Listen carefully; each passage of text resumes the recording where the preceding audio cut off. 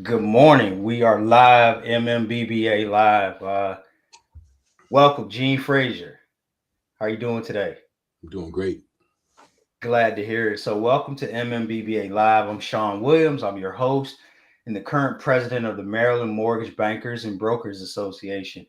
Each week, we bring conversations like this that are focused on leadership, advocacy, and issues shaping our industry here in Maryland. Today's conversation is an important one as we take a closer look at affordable housing and the role our industry can play in helping address one of the biggest challenges facing our communities. And so this morning, I'm joined by Gene Frazier, and Gene's the secretary of MMBBA. He's on the executive team. Glad that we work together with that, Gene. And he's also with Highlands Residential Mortgage. Gene's been leading efforts around our Baltimore Housing Summit. And before we got started, Gene, I expressed that you should be really proud of that. Obviously, we should be proud too.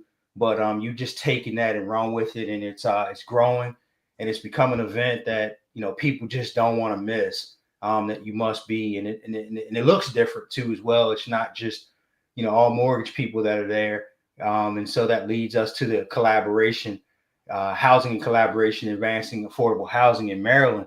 And so he's deeply involved in bringing together stakeholders across our industry, government, and the community. Gene, I appreciate you taking the time today. And as we do with every episode, before we get started, we'll do something quick before we jump in. And so I don't know if you're prepared for this or not. People catch me with this sometimes, and I'm not prepared. But what's one fun or expected fact about you that most people don't know but probably should? Expected fact? Where's that? Expected fact? Unexpected. Unexpected. Unexpected. Okay. Unexpected. So, all right. Well, look, I've never met anybody that's grew up wanting to be a mortgage banker. And I'm no different. I didn't plan to be in this business. And most people don't necessarily know that I was on the pathway to be an air conditioning and refrigeration mechanic. I actually went to high school, for that. My father was in the building trades, a construction foreman, and that was my path. And just some crazy stuff happened my junior year of high school. Totally threw us off that path. My teacher got assaulted, and it just derailed that. And ultimately, I had no intentions of going to college and studying accounting, and then ultimately getting into mortgage. But here I am. Wow. So you didn't have intentions on going to college or anything? No, no. My father was a construction labor foreman, and I grew up on job sites, and so that's was something that was always in my blood. What I wanted to do, I wanted to build, I wanted to be work with my hands, and I still get some of that. That I feel that Jones a bit because I do a lot of stuff around my home. Uh, and now that my daughters are out of the house and have homes, uh, doing some projects at their homes. Oh wow, man. So like you're such an like you're really good with numbers, Mhm. really smart guy, well educated, and whatever. Like I get that, but I didn't assume that that's what would have been your path. So that's definitely unexpected. But boy, have the tables turned though, right? How like we fought so hard to get into to become educated and to have these desk jobs and white collar and so to speak. And now it seems like those trades, which they've always been, but they're invaluable now. And I Absolutely. look back at myself, Gene. I tell my friends like I hated doing that work growing up, but I can do it now. So, some things, not HVAC, Right. but like so a little bit of carpentry and just some things around the house that I just never thought that I'd want to do. Mhm. And just going back years ago, uh, watching and being involved with it, I'm so glad that I was around it. But the tables, it seems like the tables are turning a little bit. Yeah, it's a much needed skill set, man. You know, the younger generation, a lot of them just don't. They haven't been raised to do that stuff.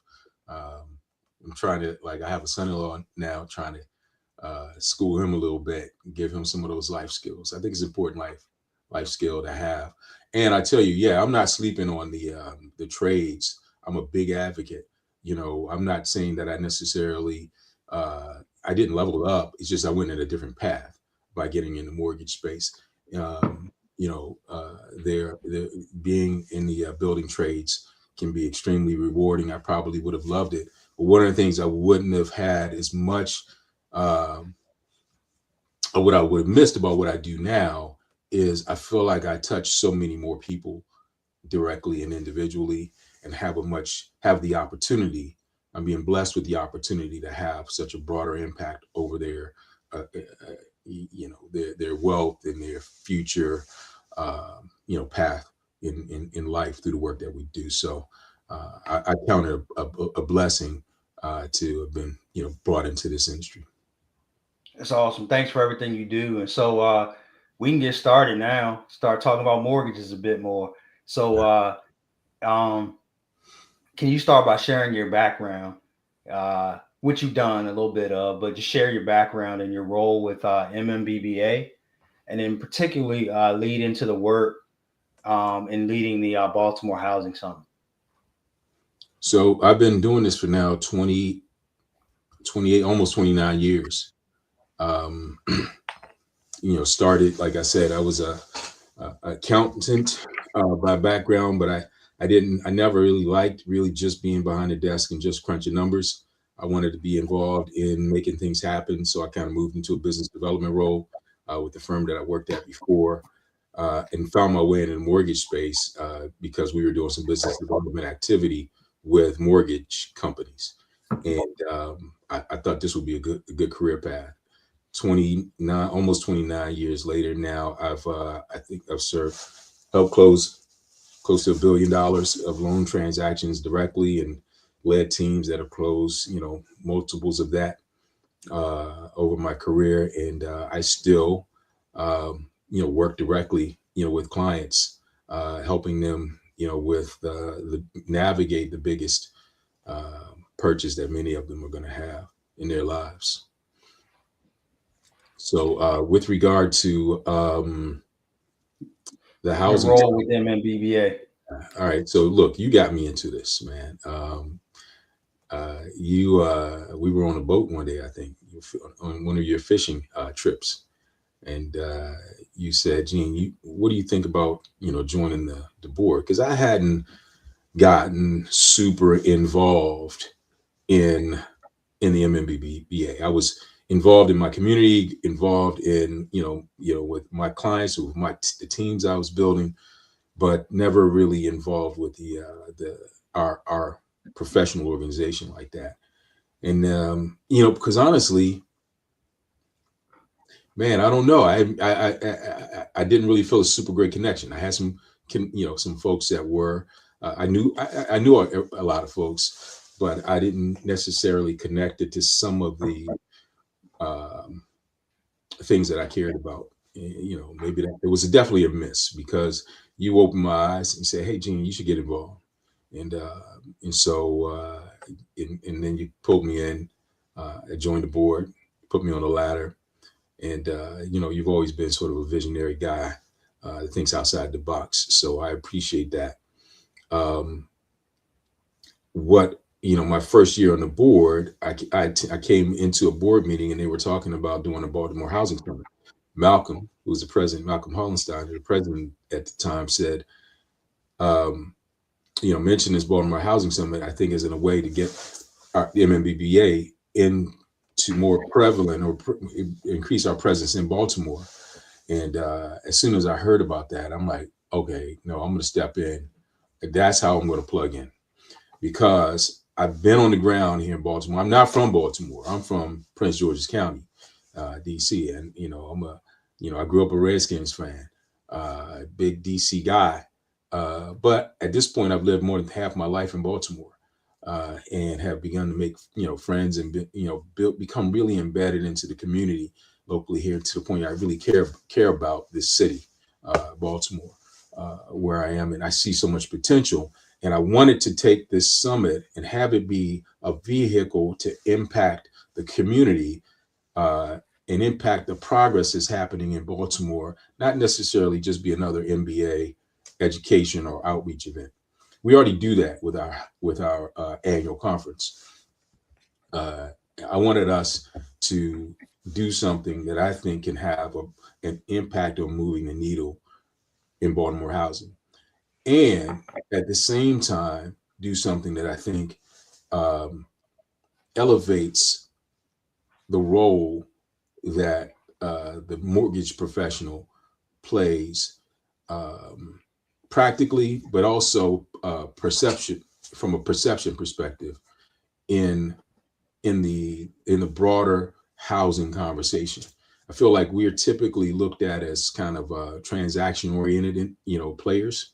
Realtors and lenders are transaction oriented players and not necessarily involved in strategic conversations and policy making and agenda setting in planning and things of that nature. And I think that's a miss. It's a miss on both sides. It's a miss from the policymakers and the planners' perspective. It's a miss on our perspective from not being involved. And I'm really advocating and passionate about bringing us into the conversation as mortgage professionals, because in the world where we are not migrating towards in terms of how our business is done, where people are have access to so much technology and resources that are going to commoditize major portions of what we do. Um, One of the key ways for us to continue to provide value and to elevate our value is to have that strategic lens and the connections and the relationships and the deep local knowledge and being embedded in communities to be able to help people make really good decisions around their real estate uh, uh, ownership strategy. And so, thanks for that. I took notes on a few things that you wrote, but like in regards to affordable housing, it's an important issue right now, and so it's been important around the world, nationally. But we're in Maryland. We represent the state of Maryland, and specifically, we're talking about the Baltimore market now. But why is affordable housing such an important issue right now? But like I said, particularly in Maryland, but the Baltimore market. Well, look, housing, you got to live somewhere, right? You need a roof over your head, and so that's priority number one for everyone. And if that number uh, takes up a disproportionate amount of your income, then you can't do the other stuff. You can't live. You got to eat. You've got to heat your home. You've got to, educate yourself or your family, provide for your care, provide health care for folks, for yourself and your family, and even have some money left over to maybe take a vacation or do some recreational activities. And what we found, what we've seen as the trend is that housing has just become so expensive. It's taking up a disproportionate amount of people's, income. It's significantly outpacing the growth in incomes, and it's unsustainable. And part of that is because of a lack of housing supply. We're short. It's a basic supply and demand issue. We need more housing, but we uh, than we have, and that's continuing to push up prices. The good thing with Baltimore, though, is Baltimore really it doesn't have that supply issue as we look over the horizon, because Baltimore has a high number of potential, homes. Uh, it's got 12,000 vacant homes in the city and the state, as well as the local development community, are really coming together to tackle this problem. And they're so focused on it right now, to the extent that they track. If you call the mayor up today, he can tell you exactly how many vacant homes there are today in Baltimore. You call him tomorrow, he'll give you a different number because he'll know what that number is. They're really, really focused on bringing solving this vacant housing crisis, which is going to help affordability because we bring more inventory online, and by bringing more inventory online, we bring affordable housing to the table, which also then really begins to lift up the broader community. Baltimore was recently, Realtor.com did a study um, uh, in I guess it was published earlier this year, that Baltimore ranked number 7 in the country on in best places for first time home buyers, to buy, and that was based on affordability, amenities, housing availability, the number of young peers, and this is for that age 25 to 34 is what they're focused on. Commute time, and things of that nature. All of those factors kind of put together, Baltimore ranked number 7, in the country because it really scores higher in a number of those factors. And as we continue to bring this inventory online, I think that our the position here in Baltimore is just going to continue to improve. No, that's bittersweet. Like in regards to the vacancies, right? Hmm. So the amazing news, though, the great news is that I see a lot of opportunity. As you, like you just said that, like every single day they're tracking the number of vacant houses that are Hmm. that are leaving the market, so to speak, right? And homeowners entering the market. Just imagine having the opportunity to sell 12,000 houses in Hmm. a great city, you Yeah. know. Uh, and I see that as being a great thing. I hate always ending on a negative piece when I make a comment, but Uh-huh. like we're talking challenges, right? And so you mentioned supply and demand. Mhm. Like, are there any other, top 2 to 3, big challenges you think that are we're facing in affordable housing from a lender or industry standpoint, and just in general, outside of the supply and demand? Well, obviously, we've seen a recent increase in interest rates, which has made uh, mortgage payments, more higher, which is reduce the affordability. The other one of the other things that's happening in certain things is insurance premiums. Homeowners insurance premiums are increasing pretty substantially across the board. We're not seeing as much of an increase here in Maryland, but some of the other communities around the country are significantly are seeing significant increase in insurance premiums. Electricity is not part of your housing payment, but utility costs are rising as well. So all these factors are why it's really important that we find solutions to continue to sort of drive down the core acquisition and financing cost of housing, because the cost of home ownership continues to rise from all of these other ancillary factors, and that extends to rentals, right? Because even if you don't own, you're still renting from someone that owns, and that owner has high costs, interest rates, insurance cost, utility cost, and things of that nature. So we have it's important that from an industry perspective, we look at ways to continue to drive down or keep costs under control. Right, because you're going to find yourself passing that cost along, like a landlord. If their Absolutely. insurance goes up or their, cost to operate, said asset, Hmm. unfortunately, they're going to have to pass that cost along to the tenant to be able to operate, to be able to continue to own that real estate, and so it affects everyone. So no, those are good points. Do you think, like, so in the industry? I was talking to someone about this yesterday, Gene. We maybe go off track a little teeny bit, but as it relates to lending, um, people are being compensated differently now. Mm. Like the way that we've originated mortgages over the years has been the same, largely W-2s, pay stubs, bank statements, tax returns if you're self-employed and such. And so what I'm finding now is people are having like alternative sources of income and such. And the way that we've always qualified them is evolving and changing. Yeah. And so have you seen, those that embrace different sort of products and such, being able to change the way that people can get into to homes.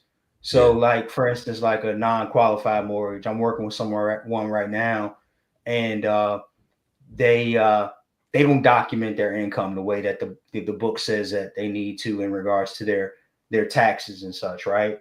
But we looked at the bank statements and we see these deposits going into the bank statements. And little did they know that if we can get 12 months worth of those and it's consistent, we can build an income source, a gross monthly income for them. But that didn't exist in the past. On a commercial sort of a deal, they look at, debt service and things of that nature. But like on a residential side, we really haven't embraced that until recent. Do you think products like that kind of bridge the gap and help with affordability?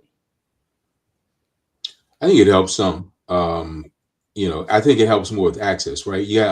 There's affordability, and then there's access, right? And because there's some folks that um, are generating it, to your point, generating the income necessary, and they can afford the house, but the access is the challenge.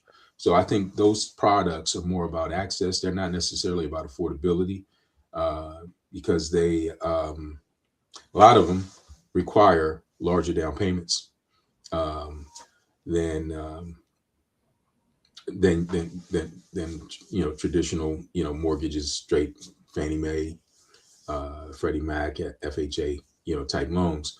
Um, but to the extent that we can drive additional accessibility is great. I do think that we need to continue the conversations with the agencies. They made a lot of progress, and they continue to make progress with little things. Things like using border income, right? Um, average credit scores, being used in the underwriting determination. Opening up the credit box and looking at alternative credit. The Vantage scoring system and things of that nature that will can hopefully drive more people to be able to get approved for the qualified mortgages, the agency financing, which will help affordability, because these other products generally have either higher down payment requirements or higher interest rates, as well. But I think the industry, we need to be, continually engaged, advocating at our level, from the state level, in our markets, with the agencies, with the policymakers, for continued incremental advancements in how we evaluate income and credit sources, because I think there's still more room for us to go, particularly as you talk about the income sources, the gig economy, right? Gig economy. Right. And the folks are making the money, but it's just not being shown, on paper. And a lot of them still don't have enough money to put down to do that bank statement type programs, that you're talking about. Yeah, and so like the bank statement programs are mostly like 10% down from what I'm Right. seeing. Exactly. But just imagine if they had a smaller down payment, and the appetite was to be able to accept that risk. And if Right. we could prove that the risk actually works, to to kind of mitigate the losses that lenders are baking in when they're structuring these things. I think about that often. Is like people that you're working with, they they've got great credit scores. They've proven that they can make payments over time. But the biggest obstacle and one of the big hurdles is getting the money for the down payment to be Right. able to get into the deal, right? Because not only do you have to pay the mortgage once you obtain the property, you have to be able to get in. And so, like, I appreciate you saying that access piece, Right. because the people that are using these products now, it is really about access, because it's sort of expensive to get in. Yeah, I just had an idea that I don't know if this has been looked at, or anybody at Fannie or Freddie are studying it, but like a 1099, based program, right? Kind of instead of the bank statements, trying to get folks looking at people's bank statements. Because a lot of people have 2, 3 jobs, right? And they're getting the money from they're getting 1099s. But what they're doing, what they do. They're writing it all off and using, and they show major losses to reduce their income, liability. Now, some would say, what are we doing? Why are we trying to build programs to support people that are cheating on their taxes? But at the end of the day, providing more access to home ownership builds stronger neighborhoods and communities, and everybody benefits, from it. And we do have people that actually truly can afford homes. It's just they're just not showing it on paper. Yeah, yeah. That's thanks for indulging me in that conversation. I appreciate it. You always come up with an idea too. So let's push Yeah, it. I want to get that going. Look, like I'm serious. Like a 1099, like a look, your 50%. We don't need your tax returns. You take your 1099s, take 50% or 75%, depending upon the industry, and do that because there's some programs that are non-QM to do that. But you can do that in the, can Fannie Mae, be able to do that and fit in the qualified mortgage, world, as be really determining the ability to repay. Because we generally know, look, if you are an Uber driver, you know some people are they're getting the Uber income and they're writing off crazy expenses and showing no net income. You don't have expenses, you have gas, right? Yeah, And car repairs. So there's an expense factors you can apply to certain things to and not have to get all up in people's taxes. yeah. No, I don't. I don't disagree with that. Let's see. Let's see what continues to happen. Let's see what continues to happen. So we got a little bit more time. Let's get back to the Baltimore Housing Summit. Ladies and gentlemen, that's my fault. I always enjoy talking to Gene about these things. I feel like every time we get on a call, we solve the world's problems, and however much time that we're talking. But like, tell us more about the Baltimore Housing Summit, and what we're hoping to accomplish through that event, specifically this year and beyond, because it's a big deal. Like, the first year I think there was at least over 100 people. Last year we had like 150 to 200 people. When I walked in the room, it was jam packed. Right. And the content, right? So whether you have one person in there or 100 people, the content was great. So tell us more about it and what you're hoping to accomplish through the event. So we haven't selected a date yet. We've got to get on selecting the date. We're eyeballing October the 8th as the day. We're working through What day? October 8th. We haven't firmed that up yet because we are also, one of the things I wanted to do this year is to increase our collaboration with some of the major stakeholders in Baltimore. So having some conversations, and there's activity going. Live Baltimore, the Greater Baltimore Committee, Baltimore Development Corporations, all these major entities, that are doing great work around this stuff. And for us to integrate with some of the things that they're doing, I think will make this even more impactful. We had about 220 people attend last year, and we expect that will continue to grow because all of the feedback that we got from every attendee was they thought it was super impactful. The whole idea behind the summit though is to recharge. We call it the Recharge Baltimore Housing Summit, and I coined that as an acronym: Real Estate Collaboration for Housing Advancement in a Resilient Growth Economy. So the main point is that collaboration. It's collaboration across the different sectors in the real estate ecosystem, in Baltimore. We want to bring business, the broader business community, the real estate business community, the nonprofit, community, the policymakers all together and bring and spark that collaboration, get them working together on solutions. So one of the reasons why we haven't picked the date just yet is we're trying to find the right venue where we'll be able to actually facilitate some breakout sessions. And we're looking to actually this year maybe make those breakout sessions kind of sector specific. When I say sector, Um, they are a region specific within Baltimore. But they're Baltimore, by the way, plug for their report that they just put out in January. I think everybody's interested in Baltimore real estate should look at that. It's a housing potential study that was put out. It's on livebaltimore.com's website. They've identified, they grouped the city into kind of like 15 submarkets.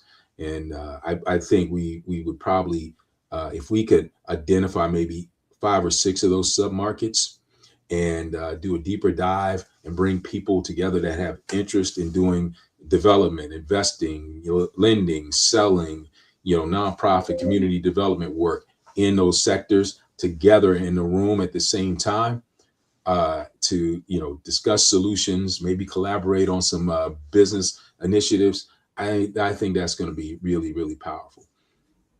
So let's talk about the collaboration. Like, why is it important? Like, because you know, when you walk in the room, you don't just see just mortgage people there, right? We You've done a great job, and we've done a great job at incorporating realtors, these associations and developers that you're talking about here, and these organizations. But like, why is that important? Why do you feel that that's important, to help with housing, and again specifically in Baltimore, but just in general for people that participate? Like, why do I want to come to this event and it's not a group of loan officers talking about how to do more business?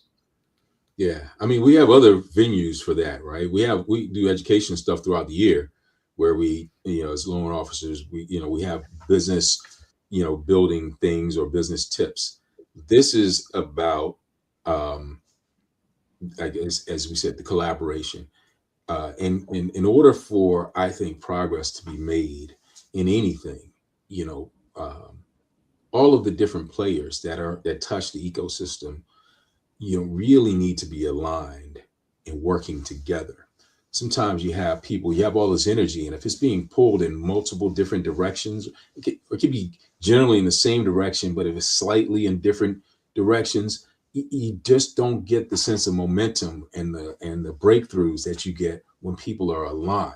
The whole idea is for us to bring that energy in, because everybody is a lot of passion around Baltimore. There's a lot of optimism around Baltimore right now, a lot of energy, but I want to see us directed together, and plugging in. The other kind of thinking about recharge and what that means is kind of like you plug in, to something that's happening. You plug in your energy into something that's already in motion, and that's what we want to do, is get people plugged in. We don't necessarily need people coming up with some new thing. Honestly, there's a whole lot of stuff that's out there. One of the challenges that we have, one of the things we talked about last year, there's tons of dollars out there from the state, in the city and the philanthropic community. Um, but a lot of people that are even on the ground right now that are doing work in the city, they have problems getting to the money, because can't even figure out exactly how to access it or how to navigate some of the paperwork or processes that are necessary to actually get it. And so that bringing people together to have those conversations and plug into some efforts that are already underway, and understanding what's out there is how we get this motion moving forward. One of the things say about Baltimore, I thought about something. I'm so passionate about it. I live here now, and so wherever I live, wherever my feet are, I'm going to be passionate about trying to help it go forward. But I see Baltimore as having one of the highest, what I call, authenticity per dollar ratings. If you think about what makes a city great, why are people pay crazy prices to live in New York and DC and LA and Chicago? It's because the cities are alive. There's character, there's community, there's history, there's culture. And Baltimore scores really high on a lot of those metrics, but the price point relative to those other cities is significantly lower. So that's just tells me there's just a ton of opportunity you'll hear in Baltimore. And one of the key tenets that you'll find from the work we want to do with Recharge and what we see from the city and the state is that look, Baltimore is going to be redeveloped. It's going to be revitalized. The Renaissance is going to happen, but we do want to make sure that the people that are from Baltimore, that have been here, that live here now, benefit. They take part in it. It can't just be this takeover from people from outside because the fundamentals, some of the key fundamentals are great, and there's a ton of money coming in to the city. We need to, back to the affordability conversation, make sure that people that are here today ride along with that and benefit and build and participate in the wealth that's going to be created. Sounds good. And I know we're playing a major role in that, but like you were telling other organizations, like, what role they could play or should play in bringing different stakeholders together, not just the Baltimore Housing Summit, but just these affordable housing issues in general. Like what role should organizations like us play in bringing the stakeholders together? Yeah, I would just say just pay attention to it, right? Make sure that when you're doing whatever you're doing, you've got representation from across the ecosystem in the room. Uh, you're hearing the voices. I just attended Greater Baltimore Committee is convening what's called a vacant housing task force, and I think it was great because there was, I don't know, 70 people in the room or so, but it was people from the entire spectrum. It was not just real estate folks. There were people from transportation, just all sorts of different areas in the business community that were there and present, because this is again, back to the theme here. When we bring distinct voices together and align them in a common purpose and common cause, we bring more power, and we generate more powerful results and quicker results. Appreciate that. So we're gonna wrap up. I just have a two-part question, right? Before we wrap, and then like, I know you're really optimistic about it, and you talked about this, right? And so what gives you optimism about the way things are heading when it comes to housing and community development? And then lastly, the last part on that, now I'll reiterate it, but like, what key takeaway, just one takeaway, our members can take away from this conversation, or just in general, your thoughts about affordable housing? What would it be? So, like, what are you excited about in regards to optimism? And then give us one key takeaway about addressing affordable housing. Well, I mean, where I'm optimistic is I think there's universal understanding that we have an issue here, and we have and this is not a it's housing is one of the issues that is one of the few issues in these days that you actually can get some bipartisan agreement when you think politically, in many ways. And so, because it is well understood that solving affordability, creating more houses, providing more access builds stronger communities, builds a stronger country. And so I think there's a lot of good, positive energy. People are aligned around this. So I feel good about that. What was the second question? The second question was, what's the one? Like, just one takeaway. Yeah. So That you give us. again, is what I keep saying, right? As professionals, and I'm assuming most of our crowd here is going to be our industry, on the mortgage banker side, is look, you get involved, get plugged in, become a local expert, become engaged, not just a local expert, but someone that the people in market see as engaged, involved, and impactful, because the days of us being able to, as lenders, sit around and just wait for realtors to send us, loans, are numbered. Um, that business model is going to continue to face margin compression, and commission compression. And the way that we have to build our business is being seen as strategic partners in the communities that we serve, and strategic partners in the lives of the people that we serve.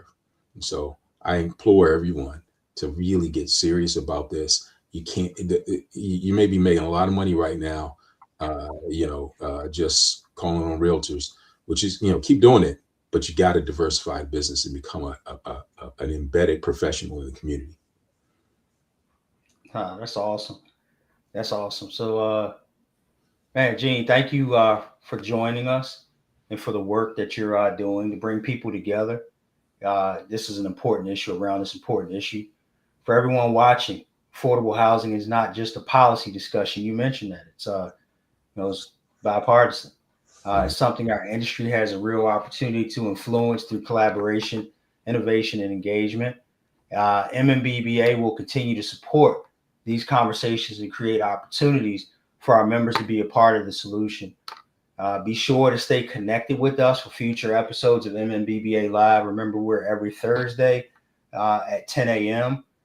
We skipped the third Thursday, but 3 weeks every month you'll catch us here. And I'm Sean Williams. Thank you for joining us. Thank you, Gene. Thanks again. And we'll see you next time. Bye.